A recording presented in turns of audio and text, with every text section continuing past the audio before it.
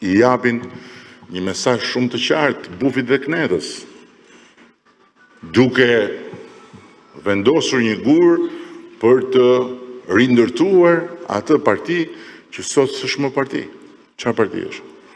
Dhe prandaj unë them që kush shkon atje, kush mendon që midis Europës dhe Kënetës duhet rrinë Kënetës qyryk. Mund të jetë shumë rregull në të gjitha gjërat e tjera, po politikisht është komplet qyryk. Kur ne sot na ka ardhur zogu i fatit Europian të këtij kombi dhe të këtij vendi në dorë, sepse janë përputhur ylli i fatit ton me yllin e fatit BE-s, se ne kemi bërë patjetër detyrat tona dhe kemi bërë punën tonë që të gjendemi gati, por ama ata sot janë në një pikë ku e kanë hapur derën, jo se ne jemi më të bukurit, por sepse ata kanë nevojë për të shtuar radhët dhe për të dhënë mesazh për gjithë botën një bashkim evropian po zgjerohet dhe po forcohet, dhe këtu janë përputhur të dyja. Dhe kjo derë e hapur, siç ka treguar historia e zgjerimit të Bashkimit Evropian, nuk është një derë që do rri hapur atje, do presi ne. Që të zgjidhim ne dilemën e madhe me Europën apo me Gropën, me BE-n apo me Bufin.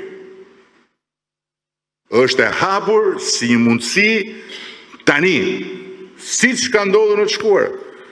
Dera e Bashkimit Evropian është hapur, janë futur vende, është mbyllur prapë.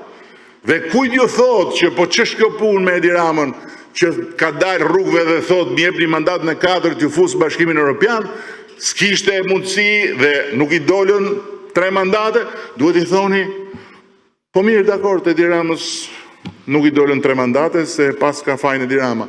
Po Marizi, pse nuk është në Bashkimin Evropian? Prandaj them që njësoj siç bën shqiptarët me Partinë Demokratike në 92-shin, që e votuan masivisht në mars, po aq e vërtet është kjo, sa nuk ishin të gjithë me të, sa në gushta kur ishte në fund verës, kur bën zgjedhje vendore, shumica e votuan kundër, por ama e kishin bërë zgjedhjen historike, e kishin mbyllur raportin me historinë. Po kështu, në 11 maj, është kohë e dur, është vendi i dur dhe është Partia Socialiste